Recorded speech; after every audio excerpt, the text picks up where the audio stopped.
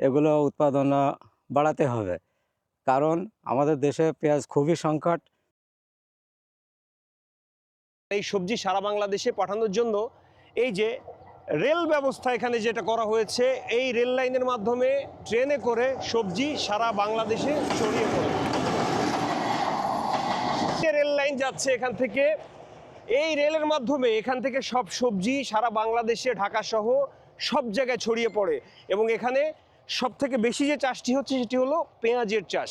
পেঁয়াজের স্বয়ংসম্পূর্ণ হওয়ার জন্য যশোর জেলা খুব চমৎকার অবদান রাখছে। এই যে এই জমিটাতে দেশি পেঁয়াজ আবাদ করা হয়েছে, আমরা দেখতে পাচ্ছি একটি পেঁয়াজ থেকে প্রায় 5 থেকে 6টি পেঁয়াজের মাথা গজিয়েছে এবং এই জমিটাতে ব্যাপক পরিমাণে পেঁয়াজের উৎপাদন হচ্ছে। 2024 সালে বাংলাদেশে পেঁয়াজের চাহিদা প্রায় 35 থেকে 36 লাখ টন ছিল এবং উৎপাদন হয়েছিল 32 লাখ টন।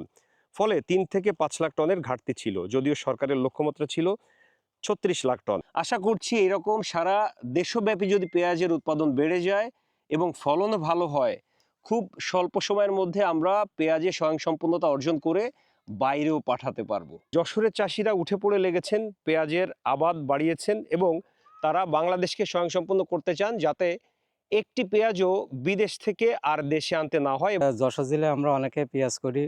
এই পেঁয়াজটা আমাদের নিজেদের চাহিদা বা আমাদের দেশের মানুষের চাহিদা মেটাতে পারি, যাতে বিদেশ থেকে এই পেঁয়াজটা আমরা আমদানি যাতে না করতে হয়। পেঁয়াজের এই কলিটা বর্তমান 40 থেকে 50 টাকা কেজি এখন। আর 120 দিন অর্থাৎ 3 মাস 3.5 মাস পরে পেঁয়াজটা উঠাবো। এক সিজনে যেহেতু জমি স্বল্প, মাত্র 10 কাঠা, এখান থেকে 15 থেকে 20 হাজার টাকা কলি বেচতে পারবো। আমরা এটা বিদেশ থেকে আমদানি না করে আমাদের দেশে তৈরি করে আমরা দেশের মানুষের চাহিদা মেটাতে পারি। এই কারণে আমরা সবাইকে উদ্বুদ্ধ করতে চাই। এইভাবে চলতে থাকলে বেশি দিন না, সবাই যদি আমরা পর্যায়ক্রমে এইভাবে চাষ করি, আপনার 1 সিজন থেকে 2 সিজন সামনে আমরা পেঁয়াজের ঘাটতি পূরণ পাবো আশা করা যায়। আমাদের এখানে যোগাযোগ ব্যবস্থা ভালো, এই যে রেলের লাইন আছে, আমাদের এখান থেকে পেঁয়াজ উৎপাদন করে সারা দেশে বা সারা ডিস্ট্রিক্টে আমরা পাঠাই,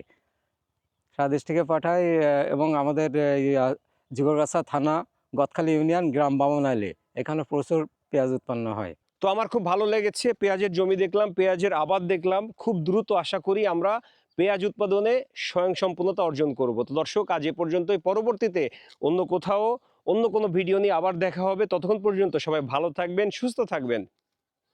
আল্লাহ হাফেজ।